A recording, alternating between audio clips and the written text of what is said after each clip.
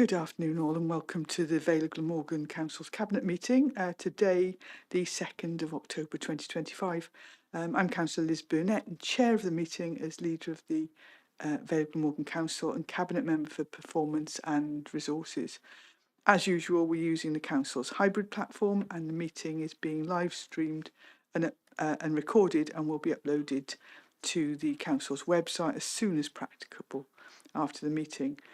Participants, whether in the chamber or joining online, should ensure their microphone is not activated when not speaking to avoid any background noise or feedback. Those online wishing to speak should raise their digital hand, and those in the chamber can use their real hands. The chat function is, as usual, only used to highlight any technical issues or attract the attention of the Democratic Services officers. So with that notice, we can move straight forward into the meeting.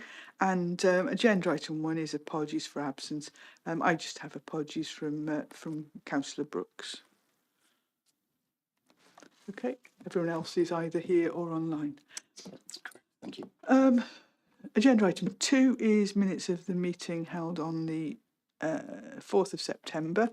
Can I move those as a true record? Happy to second. Thank you, Mark. Agenda item 3 is any declarations of interest, and if there are the nature of such interest, I'll just check. I'm not aware of any being received. No, none for this meeting. Thank you. Thank you, and nobody is indicating in the chamber. So moving on to agenda item 4, we have a number of references again before us. The first one is a reference from Governance and Audit Committee on 23rd of June, and this is relating to Audit Wales Vale Glamorgan Council Audit Plan. So the plan is attached at Appendix A to the report.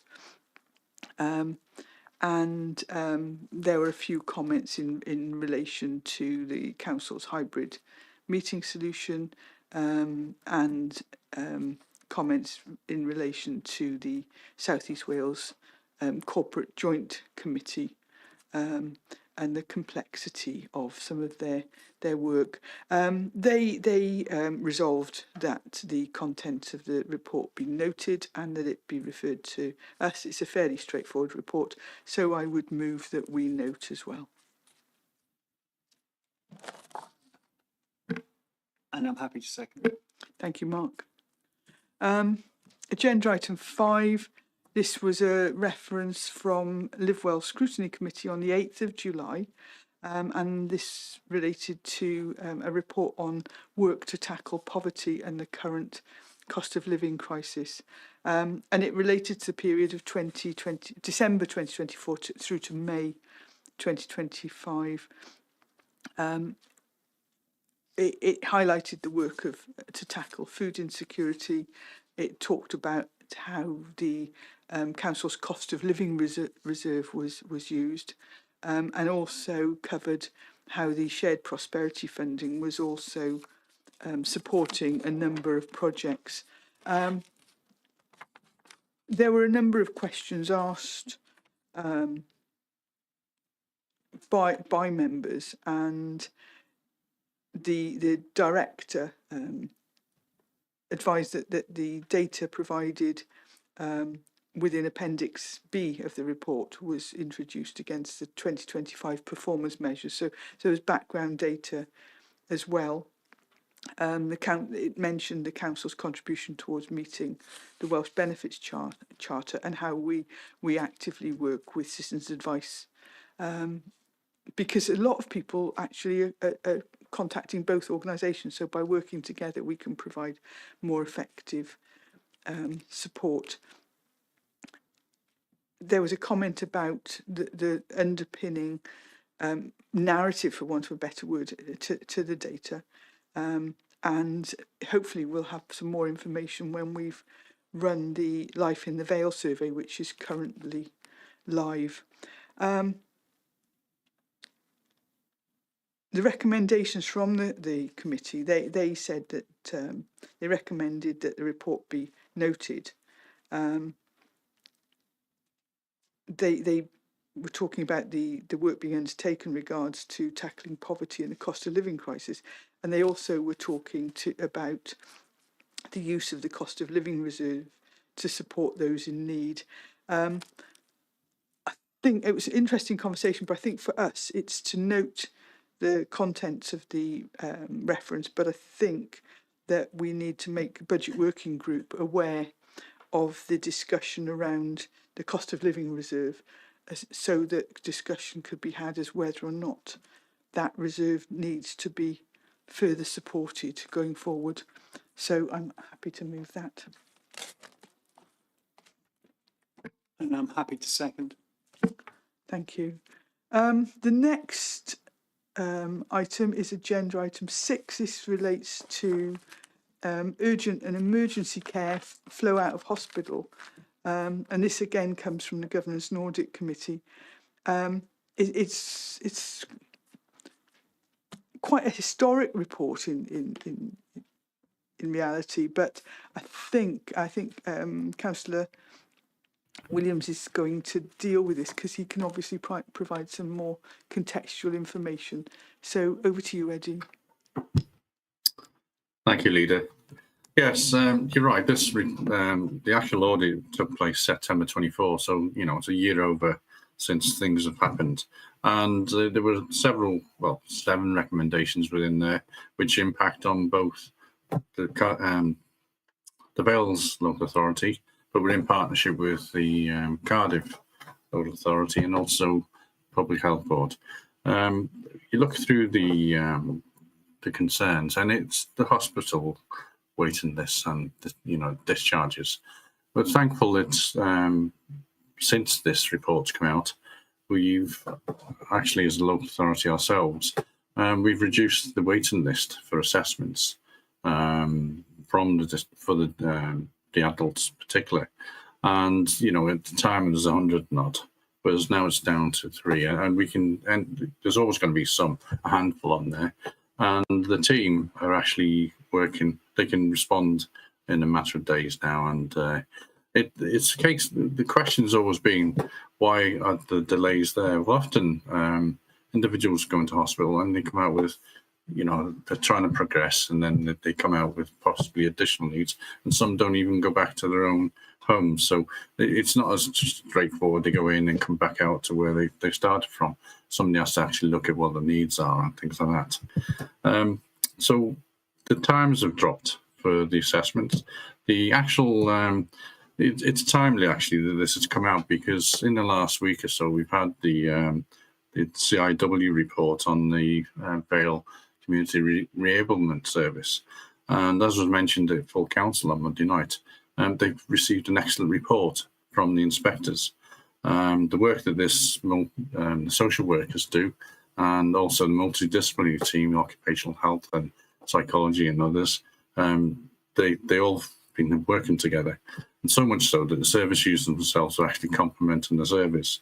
And so with that, if people look at the reports, particularly the VCRS one that's coming out soon, they'll recognise there's been lots of good things happening, and there's been changes taking place. So for this report that's from Governance and Audit, it's for noting really, and endorsing the audit report as it was at the time. So move. Thank you.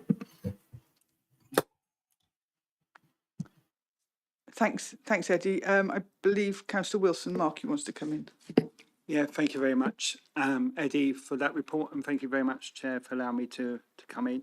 Yeah, if you look at 29 or 48 of the report from the audit, it talks about what can we do to improve patient discharge from hospital. And clearly one of the issues, I think, here is making sure we get a good home care package available.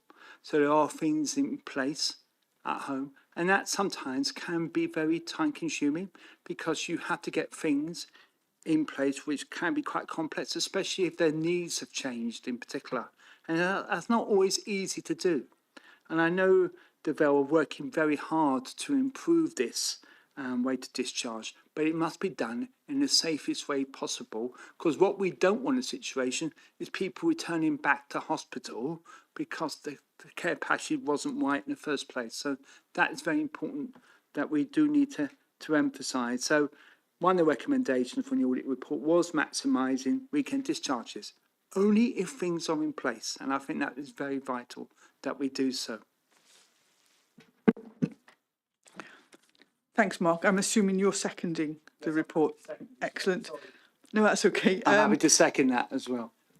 I think that you both make very, very valid points. And in some ways, we are almost wraparound care, that sometimes we can put urgent care in place to avoid people having to go into hospital, but we also can put that support in place to get people out of hospital, because at the end of the day, keeping people out of hospital is the best way forward, so that they don't lose mobility or strength, etc., by going in. So I think that this has been a really good report. And if you haven't read the recent Care Inspectorate Wales report into the Community Resource Service, I would suggest that you do, because it's some cracking work. I think we've got probably maybe the best, if not second best, outcome in Wales for getting people out of hospital to home.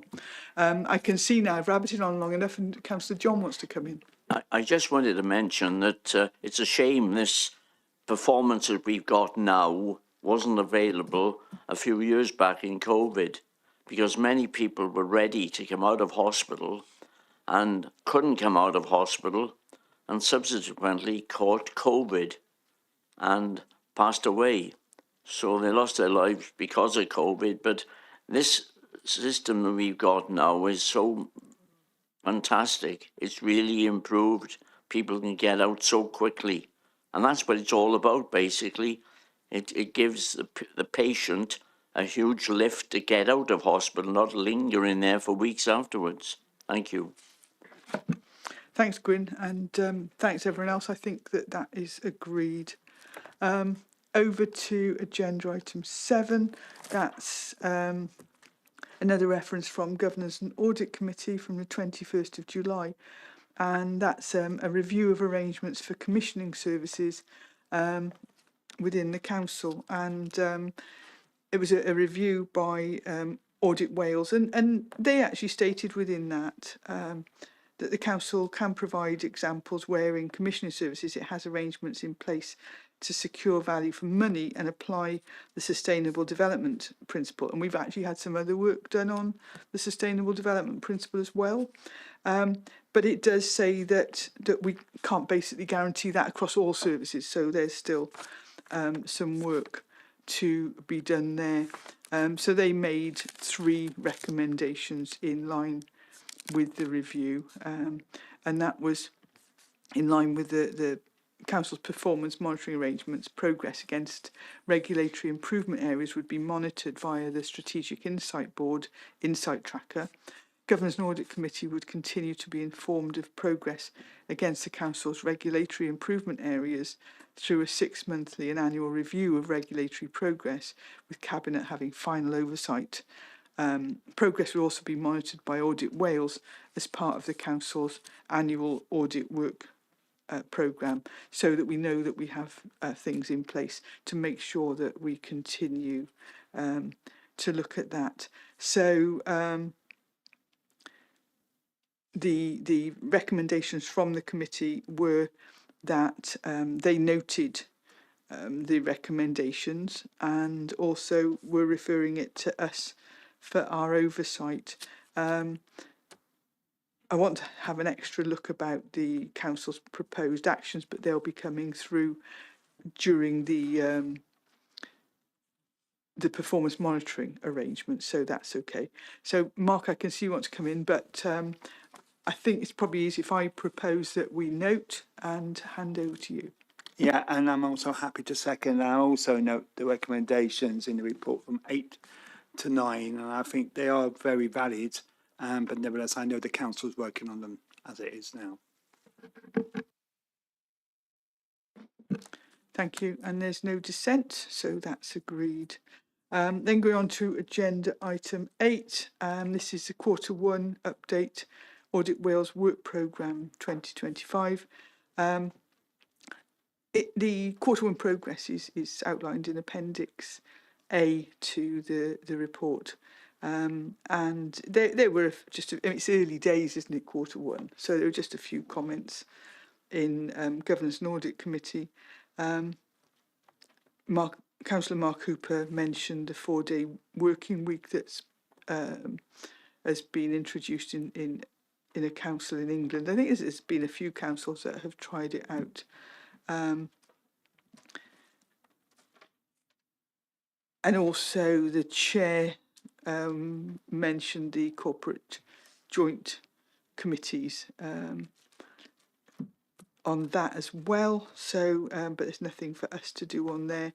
So they noted the report and referred it to us. I think with it being Q1 at the moment, it's just for us to note on this occasion. And I'm happy to second that. Thank you.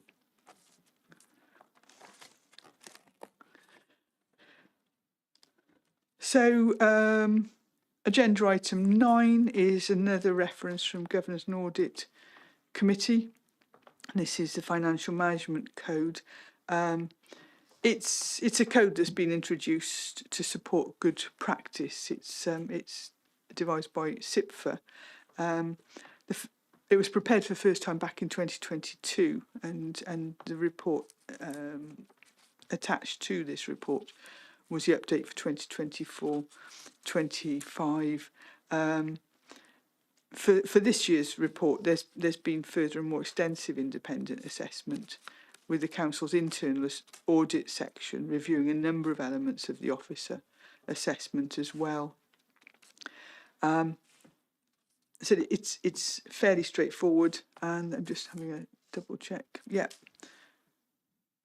The updated review had been considered by the council strategic leadership team, I said, and went to Governance and Audit Committee, and the recommendations that have come to us now.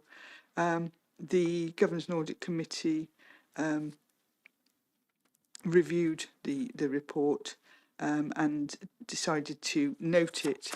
And I think at this stage, it's for us to do that as well. It's been a constructive report, an informative report, but I don't think there are any actions for us from this. So I move we note. And I'm happy to second.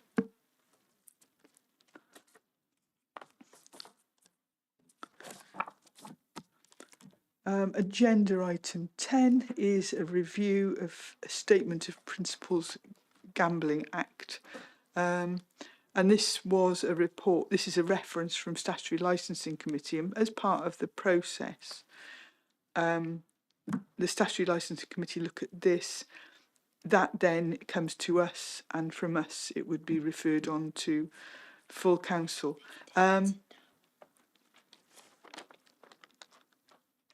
There has been a consultation on this, but there were no responses received.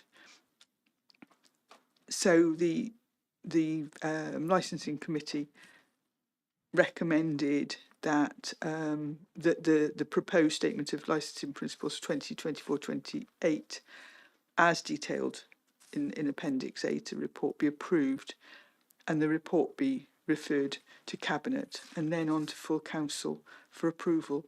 So I would therefore suggest that there having been no consultation responses, I would imagine that this is for us to approve as well, rather than just note. So I would move that we note, and I would also move that we refer this report on to full council. And I'm happy to second. Thank you, Mark.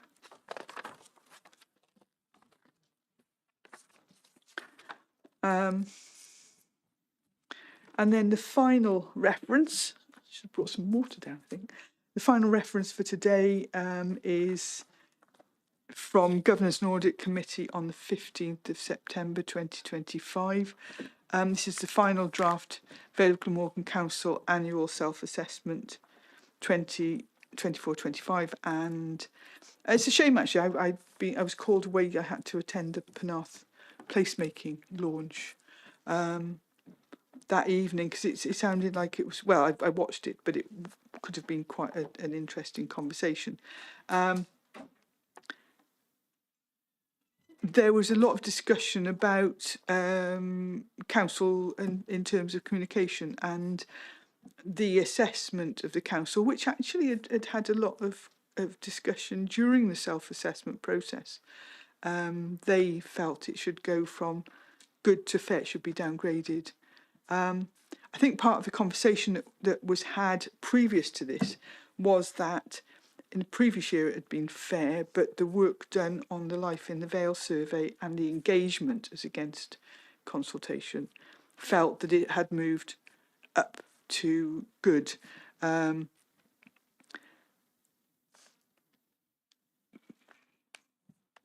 you know, if that was the feeling of governance and audit, knowing that we are doing more in terms of engagement, more that we've now got the second Life in the Vale survey in progress, and actually being the first council to trial a wider engagement survey, is that there are now 19 of the other 21 councils in Wales that are following suit and using our data set.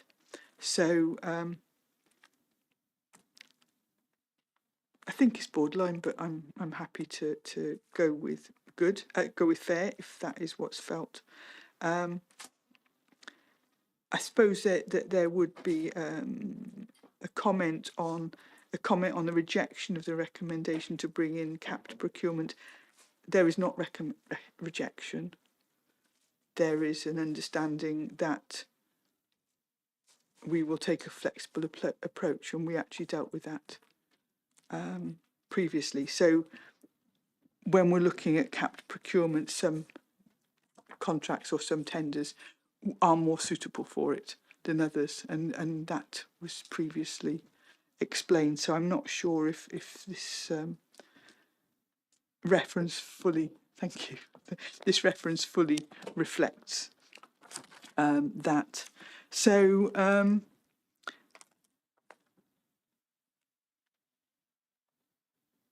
this, do we have to send this to full council? Because I know it has to go to full council. This will move on to full council. Do we have to refer it? It was stated in the original report that if it didn't go to council on the 29th of September, subject to the reference coming back to cabinet and being agreed, it would move on to council in December. So yes, it does need to go on to council. But I don't need to do anything. It'll go anyway. Brilliant, thank you. I just thought I'd better check that I don't miss anything out. So I think that from our perspective, I think that we agree with the recommendation that the engagement and insight assessment for Vale Glamorgan within the final draft annual self-assessment report be amended from good to fair, and you know, without making any qualifications of it. I'm happy to move that, and then we can discuss it further at full council. Thank you. I'd move. And I'm happy to second. Thank you, Mark. And then moving on to reports of meetings, we have 2 reports of meetings, and the first one is agenda item 12. That's the Vale Glamorgan Local Access Forum. And Eddie, I believe you're a member of that committee. Yeah, thank you, Dita. Yeah, it gives me an opportunity to sort of just expand on some of the reference there. I just in particular, I'd like to note that the forum expressed their thanks for Frank Coleman, who'd basically for his contributions over the last 22 years. He's just resigned from the forum, so that was an important note to the meeting. Other things, the right of way officer and the countryside access manager went through some of the aspects that the Vale achieve, and in you know, when you talk about there's a rollback of the coastal path, and particularly at Lavernock Point, there's been quite a bit of work there, and so there's been a diversion of footpaths. But one notable, which I think needs to be highlighted, is the 8 kilometres of new bridleway access, which was granted at Randall Woods and Cross Common and Dinas Powers. That's excellent, isn't it? That we can work with private landowners and get, footpath resurfaced at particular points and whatever. And also, as part of all that work, there's 700 metres of new hedgerows being laid. So there's quite a lot of work that goes on within this team, and it's part of, they reported on this, along with all the general maintenance of the footpaths, replacement of stiles, even a couple of 3-foot bridges. So it's commendable. So for this work, so just need to note the report. Thank you. Thank you, Eddie, and I'm happy to second. One point of I was going to say useless information, interesting information is actually, if you look at Lavernock Point at this time of year, it's actually a very important migratory point on the UK coast. So there are people that know an awful lot more about what they're talking about in terms of birds than me, who actually spend hours down there quantifying all the species and numbers of birds that go past their point, that point, and that's how we get a lot of the information through the people, particularly people like the Glamorgan Birds Group, that sort of thing, is do some superb work in that. So just that little bit of information. So everyone was happy with that. So moving on to another report that has interesting information is the minutes of the annual meeting of Cardiff Bay Advisory Committee. And for that, best I hand over to Mark, are you, who I think is still the chair. Are you? Thank you very much. Yes, this is the annual meeting, and they appointed myself, and I was honoured to be appointed to be chair. And I know that Councillor Neil Thomas, and in his capacity as the website Penarth Town Council in this role, is still the vice chair, and I know he's doing a really good job on this as well. And as usual, we discussed sort of standing items. The first one is timetable meetings. We always have 4 a year, and they are on page 2. And we go for a mixed solution here. So one of those meetings is very much a face-to-face meeting, but the 3 others are online, and that seems to work very well. Bearing in mind an awful lot of people that contribute are full-time employees working in different situations, working for NRW, the Harbour Authority, etc. So it suits them as well. And of course, it means that we got access to their expertise online. So I go through different areas of the report. The first one, as we normally have, is a report on navigational safety and general progress. And what I like to do is highlight certain areas. The first one was, one of the works that they do is dredging. And obviously dredging is very, very important because it allows navigation to take place. And what they did in early August was navigate the outer harbour and the approach channel in early August. And I think that's very important works. The bay levels, as we know, we had a fairly good summer. So we didn't have much rain, especially early on in the summer. And therefore, we had a challenge. But nevertheless, despite the challenge, we still had good levels in the bay. And that's because of the high levels of maintenance that go on, and also the sluice gates were repaired as well, which is still ongoing. They also received ISO 14001 environmental accreditation, which is a quality standard. And it's very important to get these quality standards continuing, because it gives people reassurance that things are done correctly. And also, there has some delegates visit the fish path, and obviously they piloted an early warning system for invasive species. Now, one of the issues that we do have down the bay is zebra mussels, and clearly that's something that we are constantly monitoring on that. And it's very important that boats are regularly cleaned before they depart, because clearly that can cause problems not just to the local environment, but also often to their engine systems, because they can get stuck, these zebra mussels. So it's important that. but also they do a lot of work in the community in terms of the work of the Harbour Authority. And they invited 500 school children, and Ohio University came along as well, to mark the 25th anniversary of the barrage, which seems like yesterday when it was created, but it's happened 25 years ago. And I know there's still things going on this year.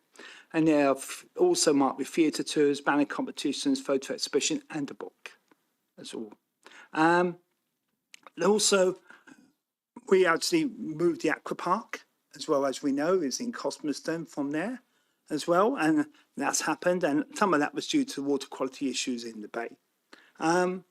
NRW, we then had a report from NRW, and then we looked at dissolved oxygen levels. Pleased to note they are stable, and there's a PhD study going on, continuing to looking at the oxygen levels. We also looked at the Ferry Road landfill pollution impact, and we're monitoring that. That's important because one of the things that could happen is leaching, and we want to try and make sure we control the amount of leaching in the environment to try to improve the water quality, and that's vital. And NRW did a good job monitoring that, and also trying to identify the causes of any leaching in the area. They did have an overspill at Mermaid Keys in July, but that didn't have any negative impact on wildlife, which was good. Again, we had very good results this year so far. We found 39 small salmons or salmonids recorded versus 5 in 2024, and that's fantastic. That equates to about a 700% increase in it. But I don't want everyone suddenly going down to look for salmon everywhere, because we'd be back to hardly any at all. But that's really good. We also had we're waiting for ABP, an update on the new feeder canal screen design, which will be good as well. We then had a report from a new group that's now going to the meetings, Waterfront Partners, and they're very much involved in Mermaid Keys. And they're doing very much the promotion of the area, and they're coordinating events and marketing, and of course in looking at the anniversary of the Cardiff Harbour Authority. They're also updating visitor maps, exploring trails, and also I pointed out the fact that there's a strong connection in this area with Captain Scott as well, and the Captain Scott Society, and they're very keen to explore those links as well. And I've been invited to subsequent meetings, which I will take on. All right. So our next meeting will be on not that long, only 22nd October. Okay, so thank you very much. And I'd like to move the report, or move the minutes of the meeting. Thank you, Mark. Happy to second. Yeah, I can remember sort of thinking back when, over time, we had the previous report of Councillor Williams on Local Access Forum, and I can remember the sort of the officers mentioned from years ago in involvement there, and similarly I was a previous chair of the Cardiff Bay Advisory Committee, and yes, really interesting conversations for a small committee. But yeah, we're happy to know everybody's happy with that. So we can move on to agenda item 14, and that is the Cabinet Quarterly Work Programmes, July to September 2025. So that's actually a review of what's happened and the fact that everything's gone through according to plan, and the forthcoming work programme from October to December this year, and as I always say at this time, this is a perfect way to find out what's coming up in advance, and to if you're interested in those sorts of areas. So very, very straightforward. Just a couple of recommendations for us. The first one being that the updates to the Cabinet Quarterly Work Programme for July to September 2025, which are attached to Appendix 1, be agreed, and that the Cabinet Quarterly Work Programme October to December 2025, attached to Appendix 2, be endorsed. And I'll move. And I'm happy to second. Thank you, Mark. right, make sure I get the right.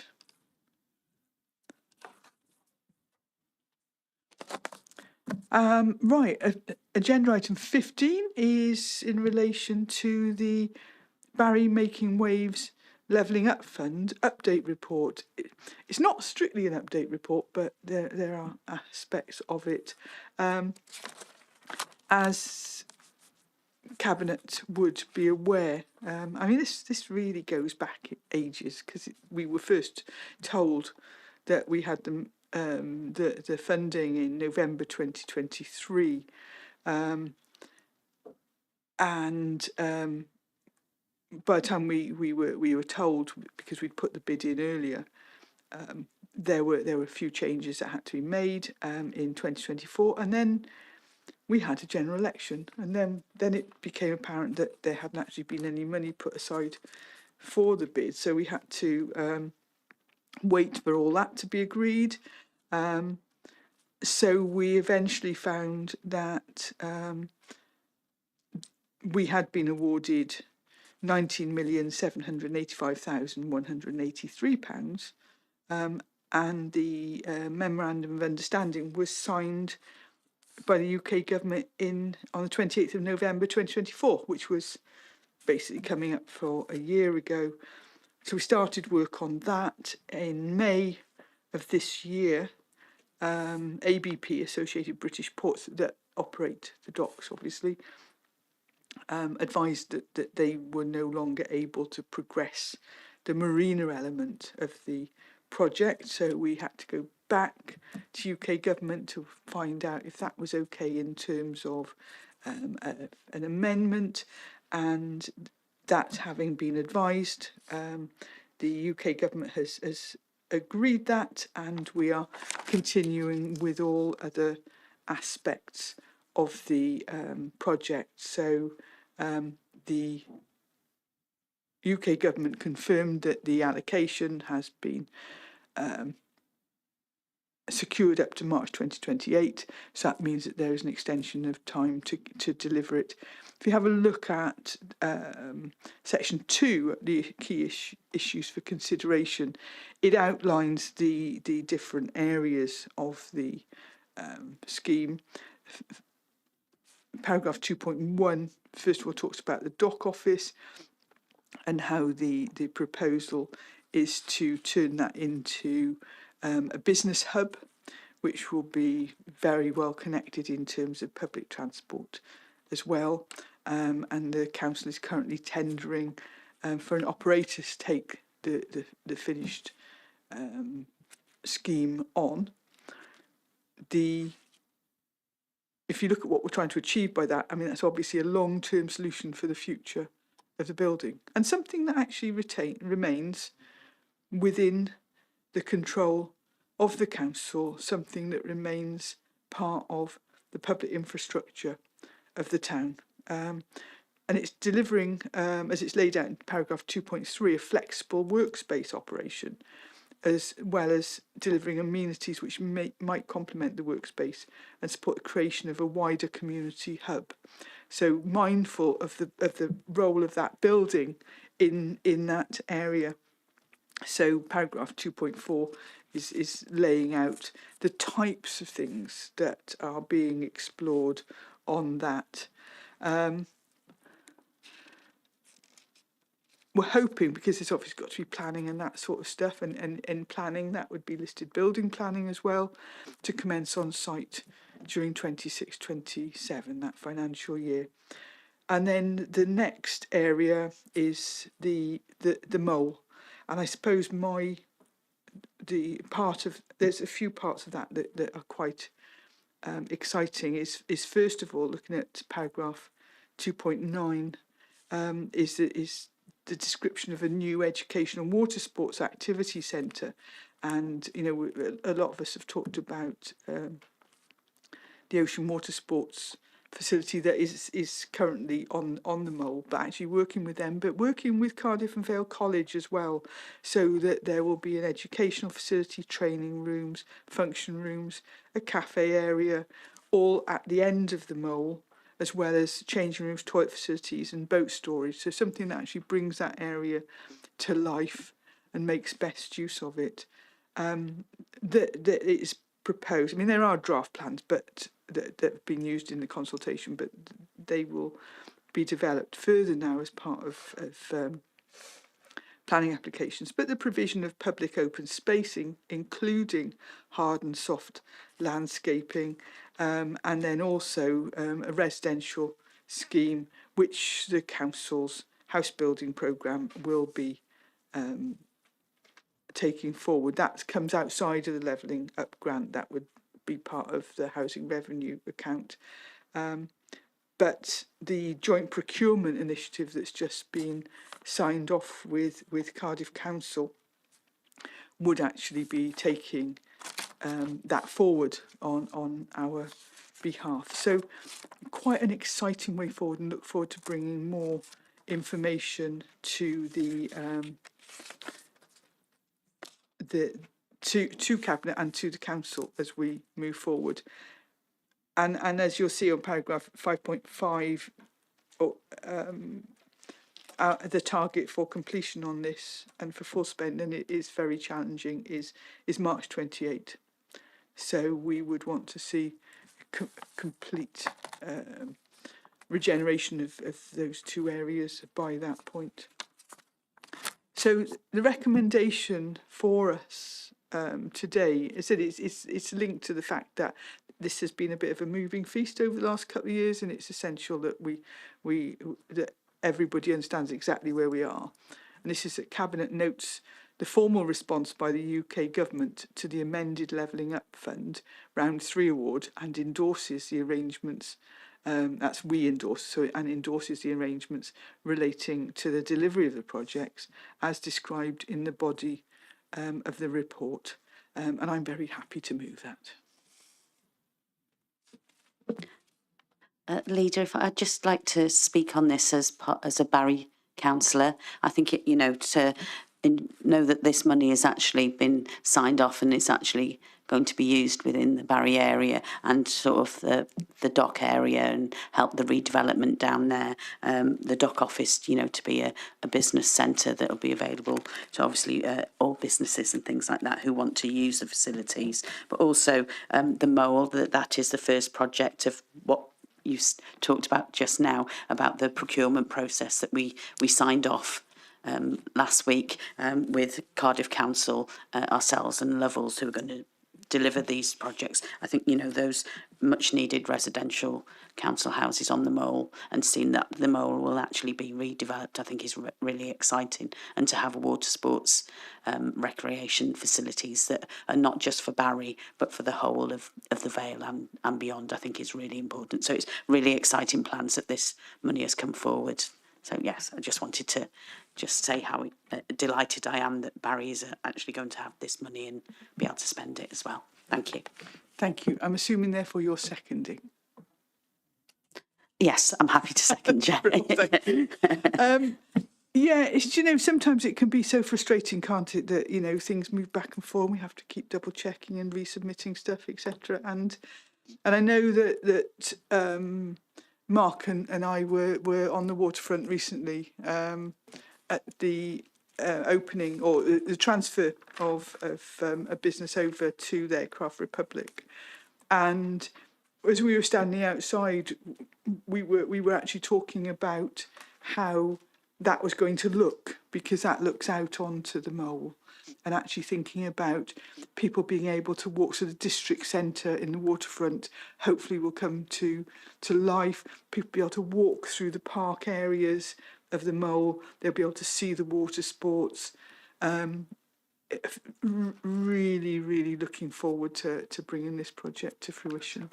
So I can see Mark's got his hand up. I do want to come in because I share Councillor Pope's excitement over this project. I think the two initiatives there, the mole and the revamped dock office will be amazing and will act as a catalyst for further developments in this area of Barry. And I can see really good linkages and then promoting more active travel. And I think that's really, really important. So I'm really happy this has come to the council. And as you say, it doesn't just benefit Barry, as you rightly said, Councillor Perks, but you also said, and quite rightly so, it benefits the whole of Vale Glamorgan to associate your comments with my comments with yours. So thank you.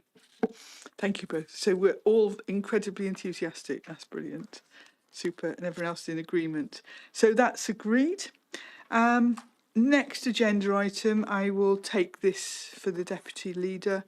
And it takes me back to my real passion, which is regeneration and revisiting this scheme. This is the Transforming Towns funding. And we are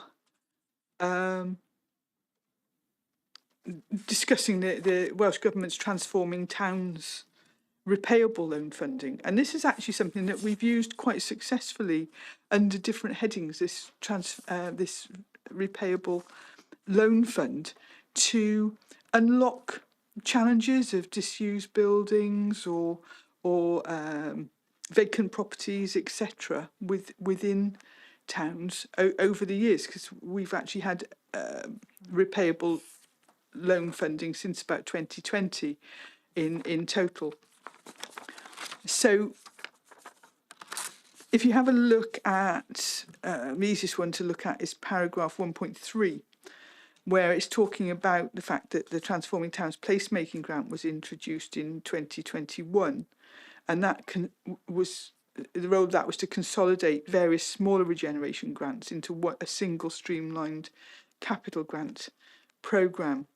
And then there was a continuation programme for placemaking grant, and over that period, each of the Vale towns has been working on a placemaking plan to be able to find what are the right things for their town, the specific feel, the specific culture of towns, in order to take them forward in the right way. And so alongside that, we've been looking at, sorting out various buildings going forward. But if you look at paragraph 1.4, this is talking about how the Transforming Towns programme will be used, and that will be linked to town centres across the Vale, and it will mainly focus on the built environment, which might include things like refurbishing or repurposing empty and derelict buildings, locating services in town centres. So we know that it's much better if you've got services easily accessible to the community, and so by putting them into town centres, that is accessible, but it also brings people into town centres and helps them to become viable. It could be new build projects, could be green infrastructure projects to increase biodiversity, could be active travel improvements, etc. But I think the important thing here in terms of joined up working is that all interventions will be born from priorities worked up through placemaking plans. So the 4 town placemaking plans will inform how these repayable loans or recyclable loans can be used. And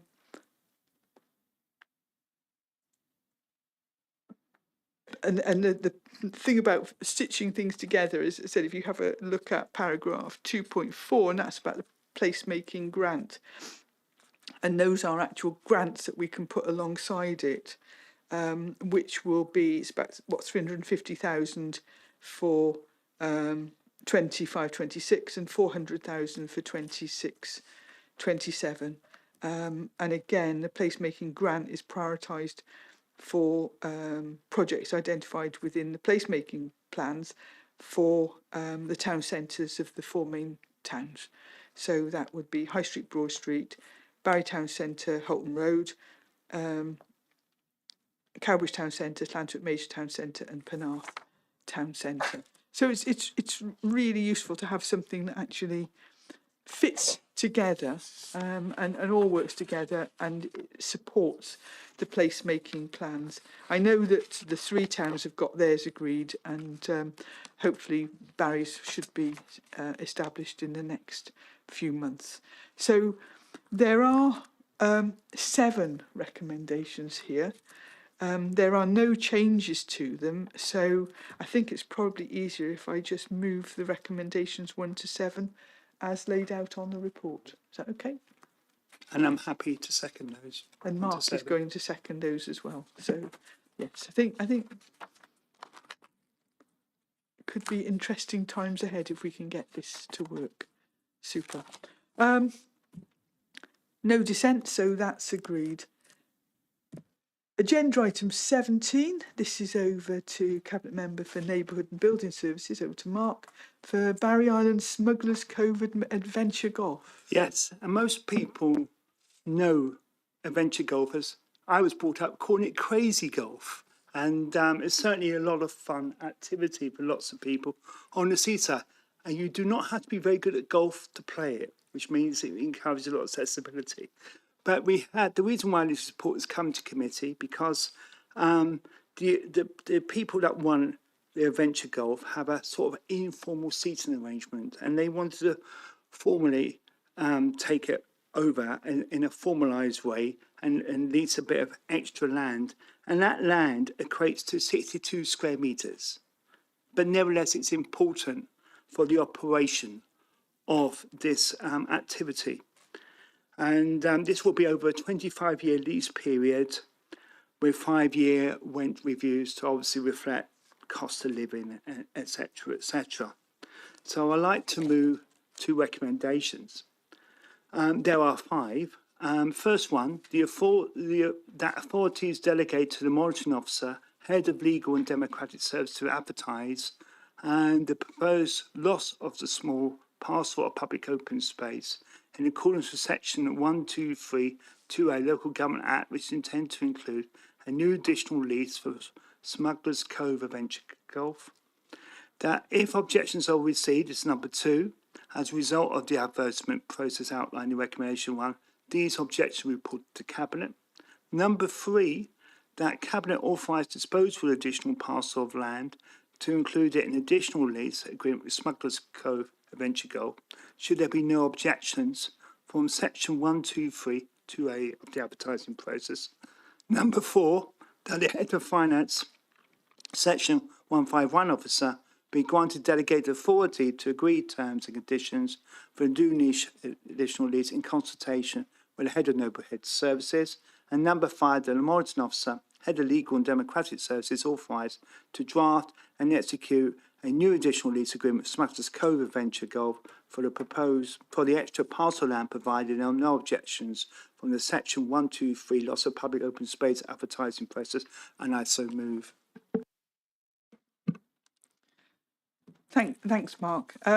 Yes, when we're looking at public open space, we've got to go through a lot of things, because it doesn't matter if it's a little tiny bit or a huge bit to make sure that things are done properly. But if you have a look at the plan within the appendix, it's a little tiny bit on the end of the golf thing, which has been hugely popular for as long as I've been a councillor.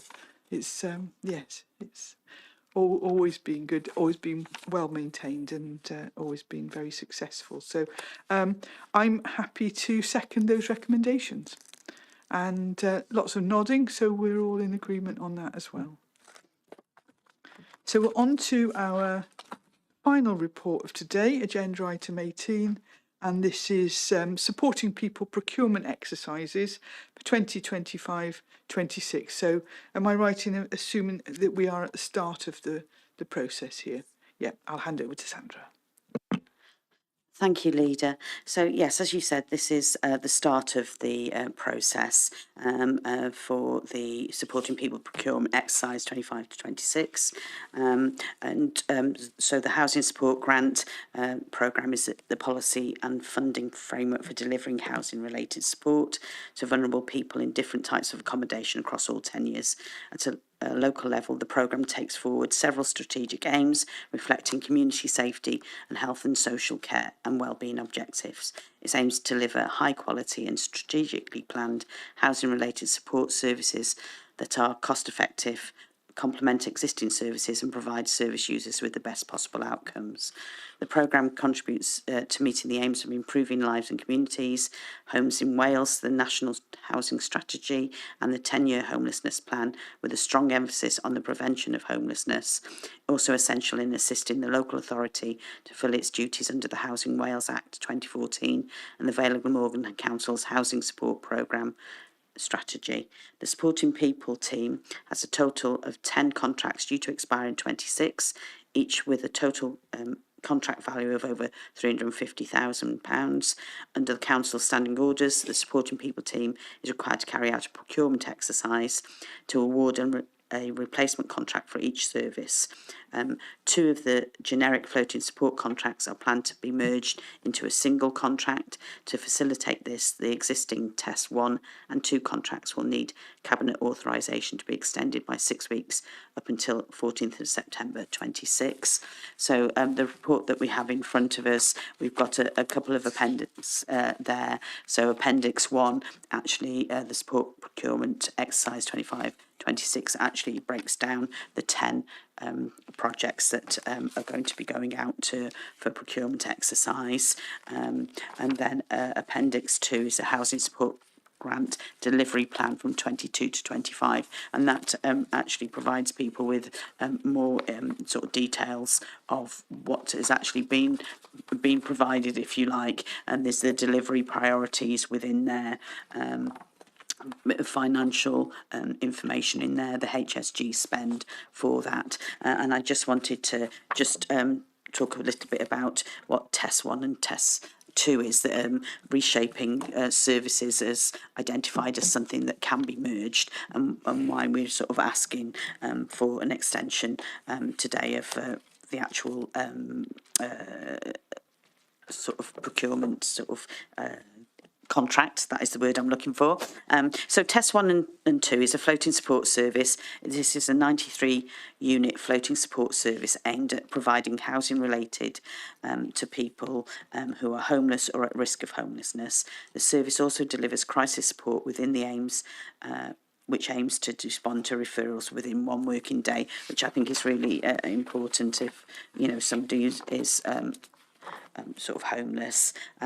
So I do have recommendations that I'd like to put forward and move these recommendations, and there are 3. So the Cabinet approved the procurement exercise for the 10 contracts due to expire.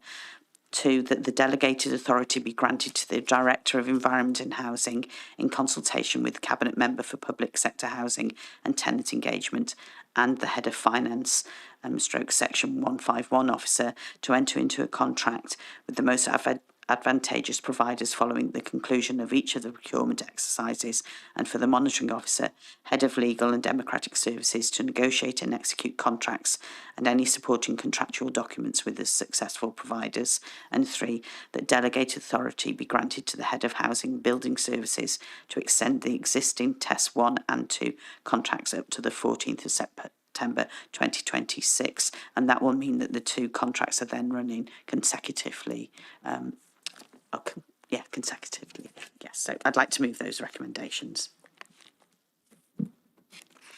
Thanks, Sandra. I'm very happy to second these, and I think sometimes we assume that if we just give people a flat or something, that everything will be perfect, but actually people have very complex lives, have to face all sorts of challenges, and sometimes it's the support that is provided alongside that that makes a difference between people being able to achieve a successful tenancy or not. And so we've seen the outcomes from the work that our officers have done previously, and they don't get enough credit for it, but some absolutely superb work. So very, very happy to second this, and I can see lots of people nodding as well around the room. So I think that's all in agreement, and it's been passed. So that's the end of our reports today. I don't have any urgent items under agenda item 19. Neither do I have any part 2 items. So it's just for me to say thank you and ask the Democratic Services Officer to confirm that the live stream's been and recording have been stopped.